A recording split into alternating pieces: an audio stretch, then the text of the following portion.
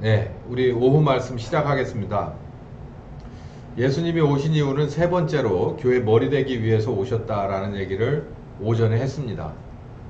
아, 교회 머리 되러 오신 예수님, 이제 오후 시간에는 그 예수님이 어떤 분이냐라는 얘기를 오전 시간에 하려다가 중간에 끝났죠. 우리 머리 대신 예수님은 어떤 분인 줄을 좀 알아야 되는데, 먼저는 머리 대신 예수님을 보다는 그 배후에 계신 하나님을 좀 알아야 될 필요가 있다라는 얘기를 했어요. 그래서 예수님의 배후에는 아버지 하나님이 계신다. 아버지 하나님이 사실 더 속에서 더 뜨거운 열정이 있고, 더 시간을 급하게 생각하고, 정말 그냥 우리 애들 용어로 안달이 난 거예요. 안달이. 앞에 계신 예수님보다 그 배후에 있는 아버지 하나님이 더 끌어오르는 게 이제 있는 거죠. 그럴 수밖에 없는 게 아버지가 해야 될 일을 아들이 했거든요. 그러니까 십자가를 지는 일을 순종해서 아들이 했단 말이에요. 그러면 아버지 입장에서 그러지 않아도 아들을 사랑하는데, 아들이 당신이 원하는 일 때문에 십자가를 기꺼이 지고 가신 그런 아주 품격 높은 걸어가신 하나님의 아들다운 면모를 보였을 때 얼마나 그 아들에 관한 그 자랑스러움이 있겠습니까? 어지간하면 그런 대로 몰아넣지를 않을 텐데, 그래서 요한복음 3장에는 그렇게 나오죠. 하나님 우리를 이렇게 사랑했어. 어떻게 아들을 십자가에 내몰 정도로 사랑했어. 이렇게 얘기하잖아요. 예수님의 배후에는 아버지 하나님이 계신다. 이제 16절에 하나님을 좀 너희가 알아야 돼. 아버지 하나님을 좀 알았으면 좋겠어. 바울은 안다는 얘기죠. 이 편지를 읽는 사람들은 모른다는 얘기입니다. 일단 너희들의 눈이 좀 밝아졌으면 좋겠어. 그리고 지혜와 계시의 정신, 그리고 마음의 눈이 밝아져서 이걸 좀 알았으면 좋겠는데, 여기 나오는 요 두 가지는 아버지 하나님과 이렇게 공감할 수 있는 내용을 말합니다. 그의 부르심의 소망. 그러니까 여기서 그라고 하는 것은 예수님이 베드로를 부른 걸로도 볼 수 있지만, 사실 교회라고 하는 걸 디자인한 것은 아버지 하나님이에요. 그러니까 아버지 하나님이 우리를 지체로서 부르시는 거예요. 그래서 소명이라고 그러죠. 하나님이 우리를 부르셨다. 당신의 일을 위해서 일꾼으로 부르셨다라고, 여기서 이게 소명이에요. 그의 소명이라고 할 때 머리가 지체를 불렀다라고 봐도 상관없지만, 머리가 아니라 머리 배후에 계신 아버지 하나님이 우리를 불렀다. 누구를 드러내기 위해서? 아들을 드러내기 위해서 그렇게 하셨다. 요렇게 보시는 게 더 가깝습니다. 그의 부르심의 소망이라는 게 뭐냐? 소망. 소망이 있어요? 그 일에 소망이 있어요? 뭐 그 일을 해서 뭔가 이룰 것 같아요? 잘 될 것 같아요? 이 말이죠. 무엇 때문에 우리를 부르셨는지를 알았으면 좋겠고, 성도 안에서 그 기업의 영광이 풍성한지 다 비슷한 얘기입니다. 무슨 일을 시키시려고, 또 그 일이 얼마나 중요하기에 이런 얘기예요. 그리고 그 일이 끝나면, 완성하면 어떤 영광이 있기에, 어떤 기쁨이 있기에, 이런 거예요. 요걸 좀 알았으면 좋겠는데, 그렇게 하기 위해서 요대로는 안 되고 지혜와 계시의 정신과, 그리고 여기 마음의 눈이라고 하는 이 세 가지, 하나님의 지혜, 계시의 정신, 계시를 이렇게 듣고 알아들을 수 있는, 그리고 마음의 눈, 그것들을 마음속에서 이렇게 녹여낼 수 있는, 이게 하나님의 지각이라고 말하죠. 하나님의 지각이 너희에게 있어야. 그러니까 이게 그렇잖아요. 어린아이나 아니면은 내가 반려견을 키우거나 그랬을 때, 어른의 지각이 애들에게 열려지면 열려질수록, 그냥 철들면 철든다고 하죠.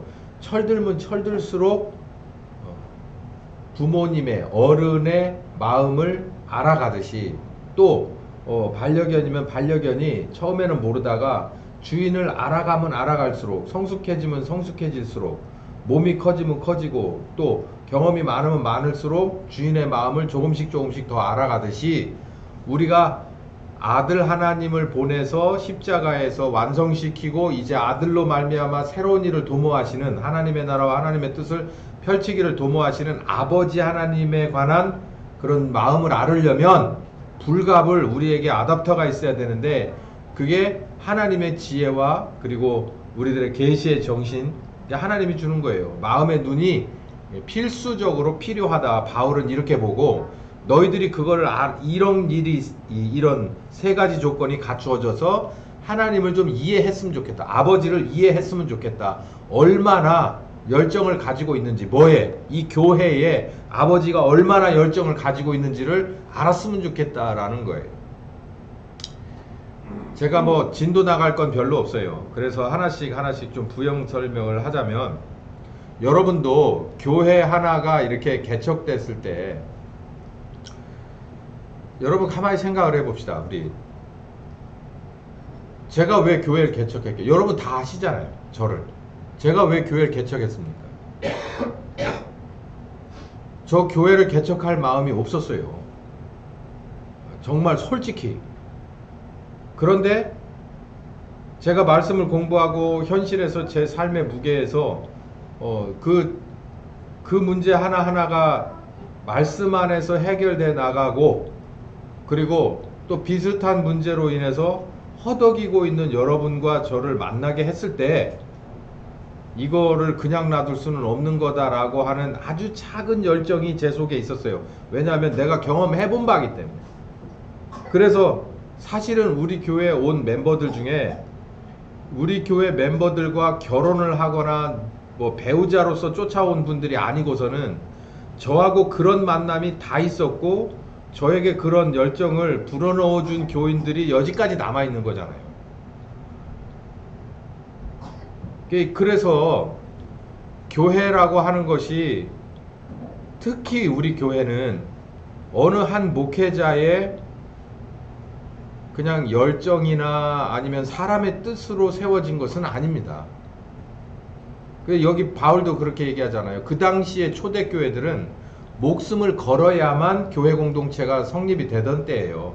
그냥 신앙을 자기 혼자 개인이 나는 예수님을 구주로 받아들여서 이러고 그냥 흙 속에 묻혀 살면 모르요. 그냥 아무 상관없어요. 근데 이들이 에베소 교회 공동체, 안디옥 교회 공동체 이렇게 모이게 되잖아요. 그러면 타겟이 된다고요.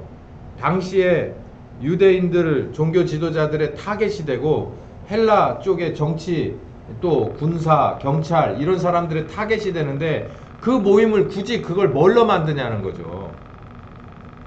이건 누구의 열정을 공감하고 아버지의 열정을 교회를 통해서 아버지가 뭘 하고 싶다는 것을 아주 조금씩 공감한 사람들의 헌신이에요. 작은 조각조각의 헌신들이 그 당시에도 지금도 교회가 형성된 거예요. 그래서 여러분 아시다시피 흐르고 흘러 여울을 지나 또 지나 우리는 외형적으로는 여기에 와 있고 숫자적으로는 우리들의 2세들이 3세들이 벌써 저만큼 애들이 저 위에 저렇게 버글버글 하잖아요. 그렇게 오게 된 거예요. 아버지 하나님이 이 교회에 관한 열정이 아들보다 더 센 겁니다. 그것을 우리들도 공감해야만 해요. 그래야 앞줄에 서 있는 저도 목회자로서의 그 새로운 소망이 계속해서 업데이트가 되고 또 여러분도 교회의 한 지체, 일부분의 지체로서 비늘이 빠지면 고기가 죽습니다, 여러분. 비늘이요, 이 붕어가 머리는 아무리 이렇게 쌩쌩해도 있죠. 꼬리부터 시작해서 비늘이 빠지기 시작하면 그거 죽어요. 얼마 못 가서. 그것처럼 여러분 한 사람 한 사람이 있는 포지션이 정말 최전선에서 하나님이 원하시는 포지션에서 원하시는 일을 하고 있다고 보시고 그 일을 좀 더 하나님이 원하는 방향대로 또 지경을 넓혀가고 굳건하게 세워져 갈 때 이 하나님의 조직은 하나님의 이 기업은 하나님이 아들을 통해서 하시고 싶은 이 본부는 지역 본부는 천국 지역 본부는 그렇게 왕성해져 갈 거라는 걸 우리는 알아야 됩니다. 예수님의 배후에는 아버지가 계세요.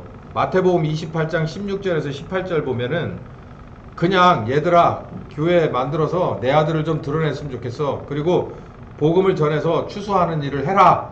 이 세상이 끝나기 전에 이렇게만 하신 게 아니라 아버지가 어떻게 했다고 예수님이 얘기하냐면 읽어봅시다. 시작. 예수께서 나와 일러 가라사대 하늘과 땅의 모든 권세를 내게 주셨다. 누가 도대체 이거를 예수님에게 줬을까요? 아버지가 줬겠죠. 그러니까 아버지가 하여간에 하늘과 땅의 권세라고 그러면 우리 같은 좁은 그 시각이나 그런 관점에서 볼 때 하늘과 땅의 권세보다 더 많은 게 있을까요? 다 줬다는 얘기잖아요. 다 줬다. 하늘만큼. 너 나 얼마나 좋아해? 하늘만큼 땅만큼. 그러면 다잖아요 이게. 그것처럼 하늘로부터 땅의 권세까지를 다 내게 주셨다 하면 끝난 거예요 이건. 얘기는 끝난 거예요. 그러니까 그 도박 전문 용어로 아버지는 올인을 했다는 거예요. 뭐에? 교회에. 우리가 그거를 공감해야 된다는 거예요. 공감을 해야 돼요. 아버지가 모든 권세라고 하는 게 참 정말 이게 최고잖아요. 최고자. 그 사람의 정체성 아닙니까? 이 모든 것을 누구에게 줬냐면 교회에게 줬다는 거예요. 예수님이겠죠. 여기 예수께서 나와 일러 가라사대 하늘과 땅의 모든 권세를 나에게 주셨어. 이 얘기가 그냥 작은 얘기가 아니죠. 하늘과 땅의 모든 권세는 영적인, 인적인, 물적인 권세가 다 예수님의 손에 딱 있어요. 그 예수님이 교회의 머리로 포지션이 딱 돼 있다고요. 그 우리가 지체가 됐어요. 그러면 하늘과 땅의 권세를 모두 가지신 예수님의 그 조직 안에 우리가 들어와 있는 거예요. 이 건달 조직도 1, 2, 3위가 있다고 칩시다. 그 중에서 모든 조직 중에서 제일 센 대장이 우리 조직의 두목이에요. 그러면 어깨가 으쓱해지죠. 근데 여러분 어깨가 으쓱해집니까? 그렇지 않으면 문제가 있어요. 네. 각종 두려움과 걱정이 땅이 꺼지십니까? 그럴 수는 있지만 그게 오래 간다면 문제입니다. 그것도 고쳐야 돼요. 17절부터 읽어봅시다. 시작. 그러므로 너희는 가서 모든 족속으로 제자를 삼아 아버지와 아들과 성령의 이름으로 침례를 주고 내가 너희에게 분부한 모든 것을 가르쳐 지키게 해라. 볼지어다 내가 세상 끝날까지 너희와 항상 함께 있으리라. 뜨문뜨문도 아니고 항상 함께 있으리라 라고 했어요. 이 말씀이 사도행전 1장 8절보다도 더 세부적으로 자세하게 얘기해 줍니다. 교회는 이런 일을 해야 돼 라고 하는 것. 근데 이런 일을 하기 위해서 아버지가 아들에게 모든 것을 다 몰아줬다는 거예요.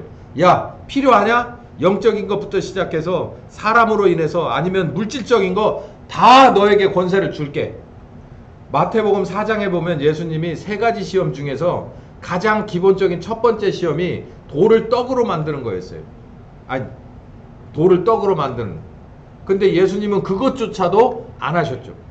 근데 이제는 예수님에게 모든 권세가 왔어요. 그러면 필요에 따라서 뭐 하실 수도 있는 거예요? 돌을 가져다가 떡으로 만들 수도 있는 일이에요. 그 일이 언제 이 거울처럼 비춰졌냐면 오병이어의 기적 때 그랬습니다. 오병이어의 기적 때 하나님 앞에 올바른 재물이 올라갔어요. 그게 보리떡 5개 물고기 2마리에 보잘것없는 것이 하나님 앞에 온전한 재물로 올라갔을 때 그 보리떡 5개 물고기 2마리가 하늘로서 다시 내려왔을 때 어떻게 됐냐면 5,000명이 먹었어요. 그러니까 그냥 아주 인간적으로 볼 때 사람들이 세상에 이 양반은 농림부 장관으로 무슨 뭐 위생부 장관으로 보내야 되겠다. 이 양반 따라다니면은 굶을 일이 없겠다. 이렇게만 봤지만 영적으로 볼 때 온전한 재물이 올라갔을 때 그 바닥으로 쏟아지는 것은 완벽한 물권으로 쏟아진다는 것을 알아야 돼요. 제가 이런 얘기 잘 안 하잖아요. 온전한 재물이 올라가서 하나님 앞에 올라가면 여기 쏟아질 때는 여러 가지 은혜로 와요. 근데 무엇으로 우리의 눈에 비치냐면 물권으로 쏟아진다고요. 시작입니다. 자, 하나님의 부르심과 소망의 기업과 영광의 풍성이라고 하는 그런 어려운 낱말들의 조합이 있습니다. 교회를 향해서 하나님이 이런 계획을 하셨는데 라고 하는 걸 제가 그냥 한번 풀어봤어요. 우리를 예수님의 교회의 지체, 다른 말로 사역자로 부르신 하나님의 성품이신 수준 높은 그 거룩하심과 그 거룩하심에 걸맞는 품위, 영광스러운 일이다라는 거예요. 자, 여러분,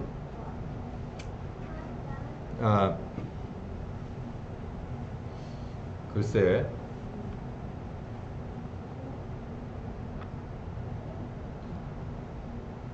딸을 가진 아버지가 굉장히 옛날식이에요. 이제 사귀는 남자애가 있다고 그래서 집에 불렀습니다. 그래서 같이 이렇게 식사 좀 하지 그러고서 이렇게 앉았어요.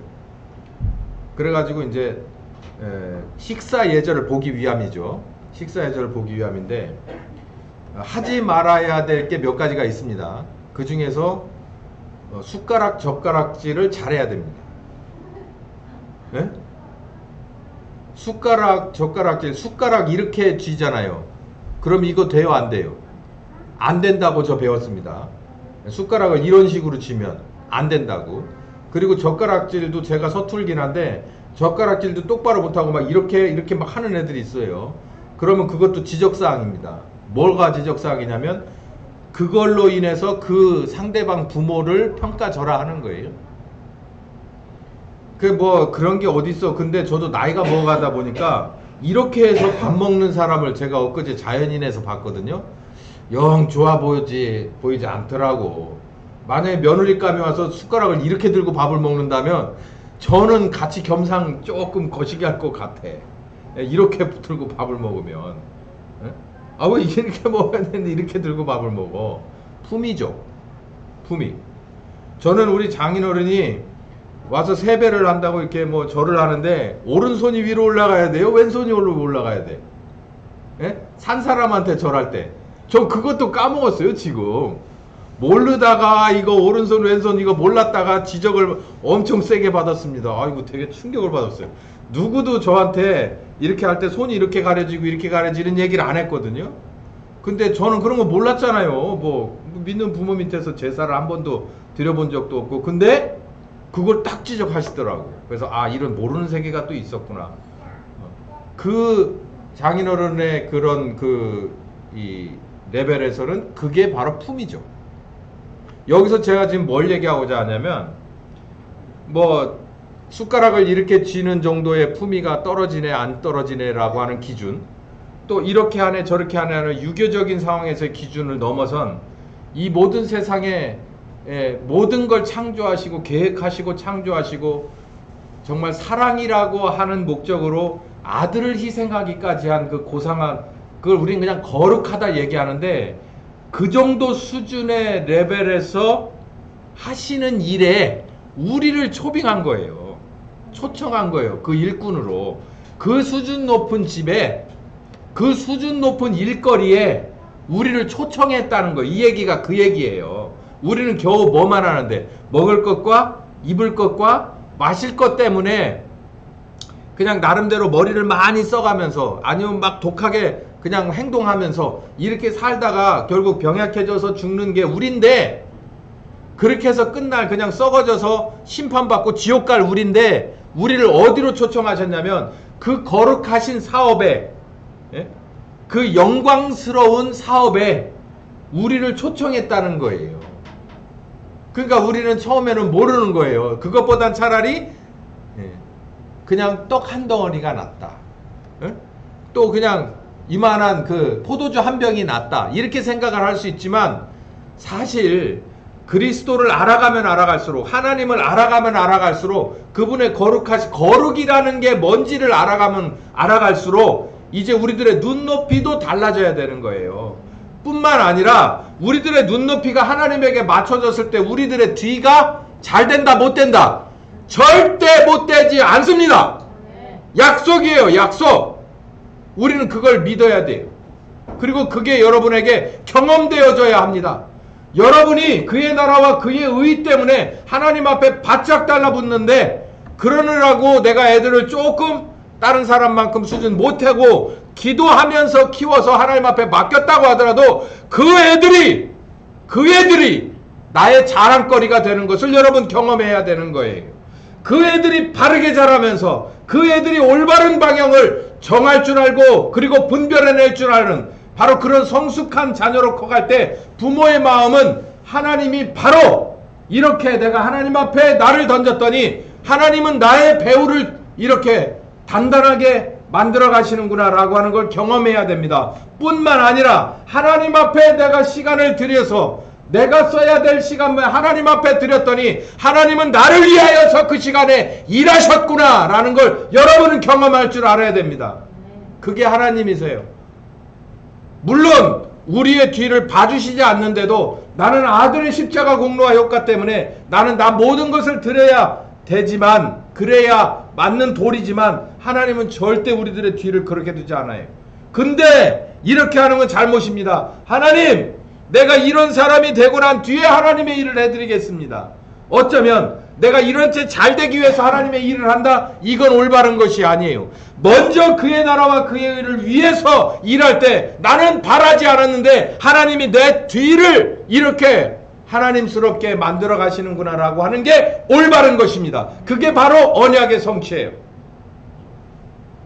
바울이 이렇게 말하는 거예요. 그러니까 니네들 주의 일하면 이렇게 잘 돼. 이런 얘기 안 해요. 그 거룩하신 사역에 우리를 불렀다라고 감격하는 거예요. 자기는 감옥에 앉아서. 우리 그런 사람들 돼야 돼요.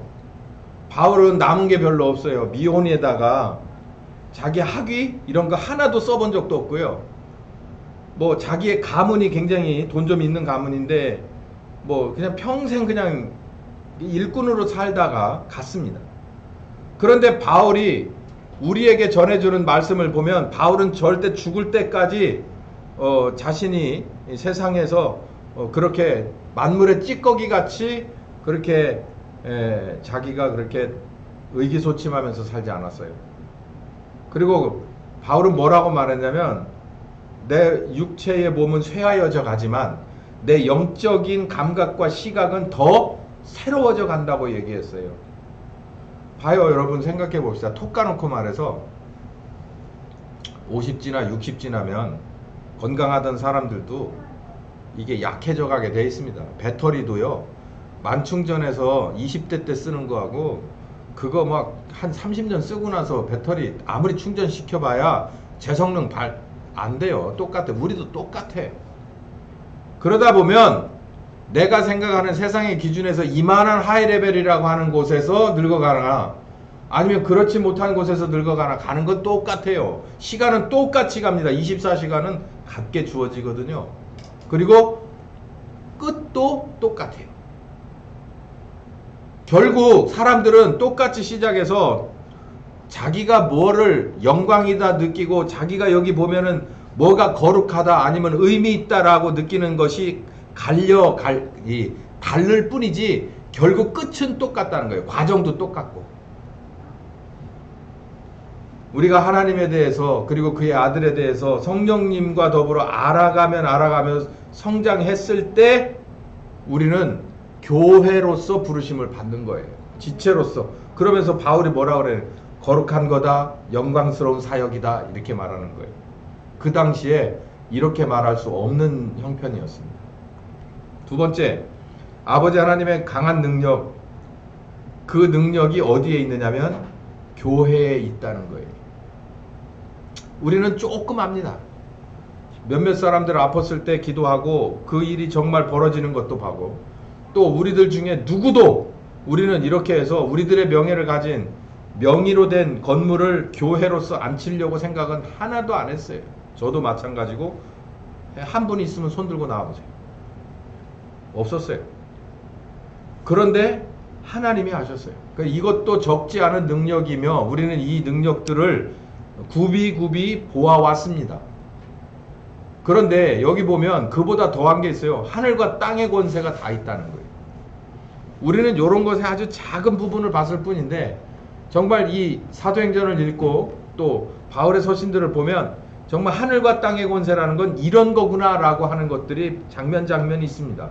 제가 이런 것들은 다음 기회에 제가 또 여러분에게 아주 오랜 기간 아주 자세히 알려드릴 수가 있을 테니, 그리고 또 우리가 경험하게 될 테니 요건 요 정도로 요것만 아세요. 하늘과 땅의 권세를 다 받은 곳은 교회 빼고는 없습니다.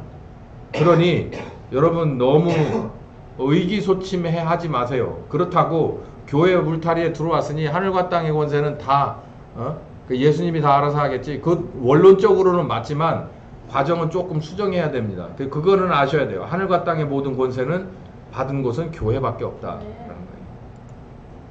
두 번째, 교회가 하는 일이 도대체 그럼 뭐냐? 이게 마지막 주제인데요.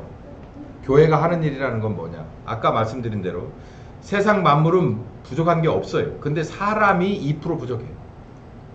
그게 문제예요. 물질을 착한 건데 이것을 사용하는 사람이 약한 거다.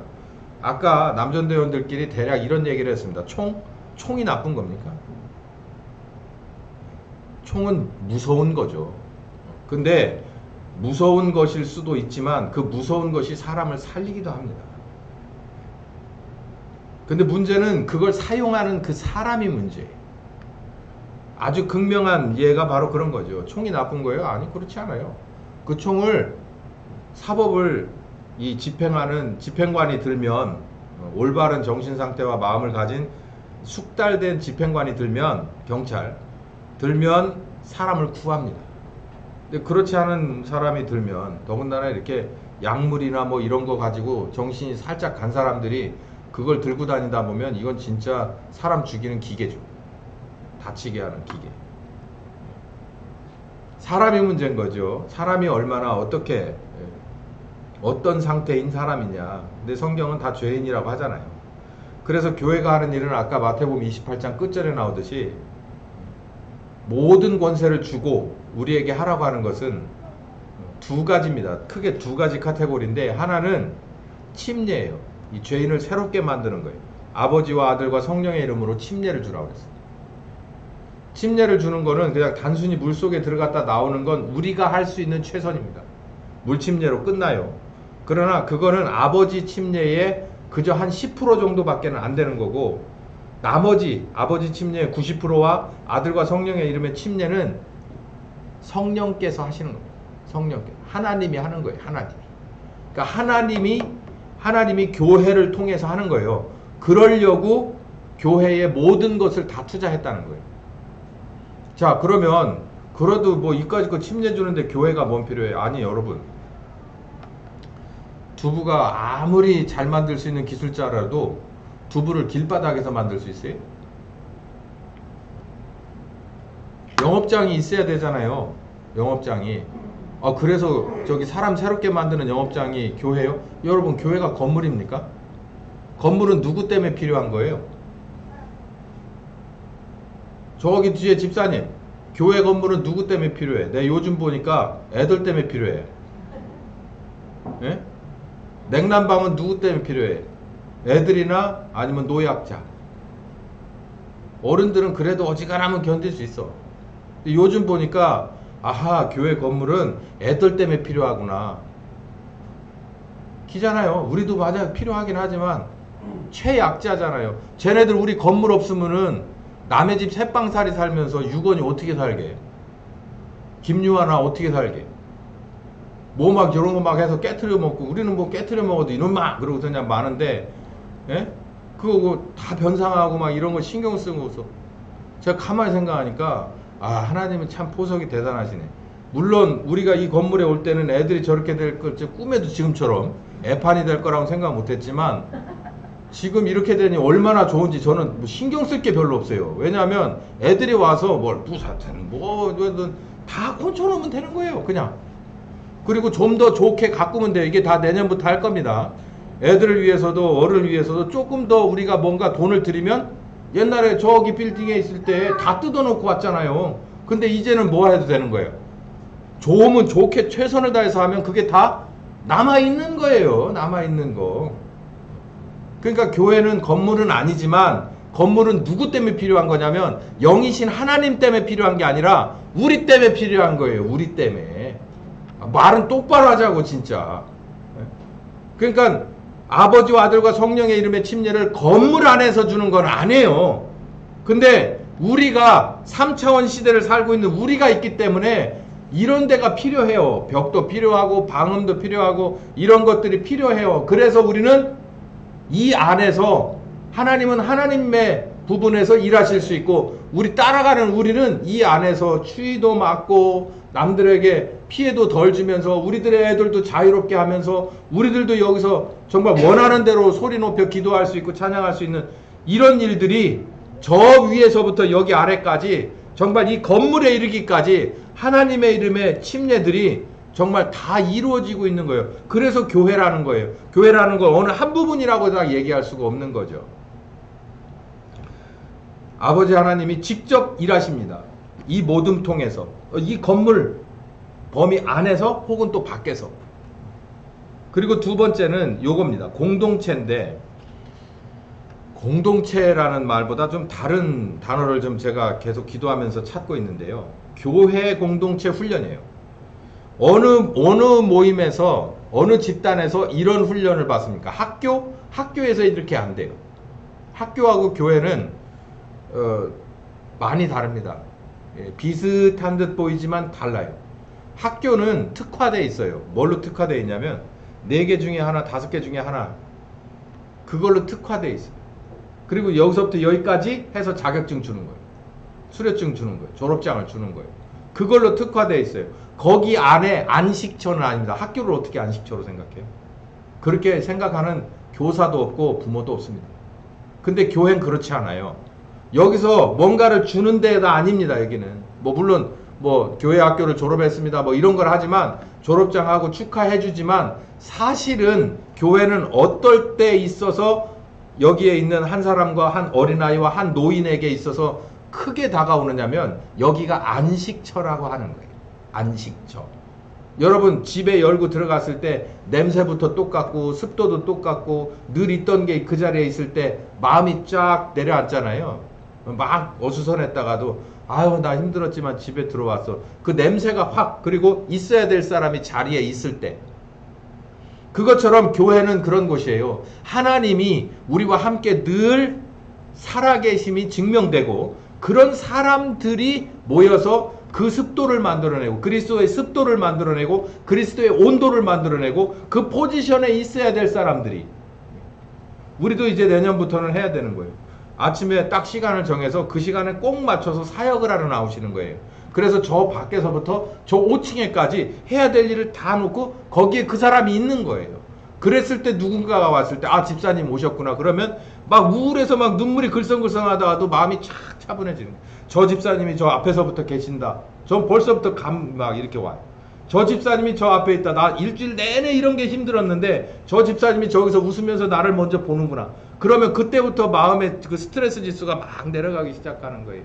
그게 1년이 되고 그게 10년이 되고 그게 40년 50년이 되고 내가 병약해서 이제 주님 부르심을 받을 때가 됐는데도 바로 그 교회라고 하는 이름만 나는 병석에 있지만 그 교회라고 하는 이름만 들어도 마음에 스트레스 지수가 싹 내려가는 고통이 내려가는 거예요.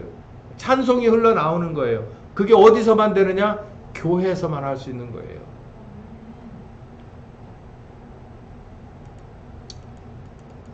예수님은 참 여러 가지 이유 때문에 오셨어요. 죄인을 구원하러 오셨습니다. 그리고 임마누엘하러 오셨어요. 그리고 오늘은 교회 머리 되러 오셨습니다. 기도하겠습니다. 감사하신 주님, 정말 알면 알수록 하나님의 거룩하심과 그의 아들의 정말 충성되심과 성령님의 끊임없이 일하심을 알게 됩니다. 모든 것은 사랑에 있고 그 사랑 안에서 오늘까지 우리가 유지되고 건강을 회복하고 마음의 안정을 갖고 새로 도전할 수 있을 만한 용기와 그리고 결단력 그리고 강한 능력과 그리고 소망을 얻게 되는 것을 믿습니다. 여기에 귀한 하나님의 피값, 아들의 피값으로 사신 하나교회와 우리들이 여기 있습니다. 잘 가르쳐 주셔서 예수님이 오신 이유를 분명하게 드러낼 수 있는 우리 모두가 이 교회가 되게 하여 주시옵소서. 예수님의 이름으로 기도했습니다. 아멘. 네, 오늘 여기까지 하겠습니다.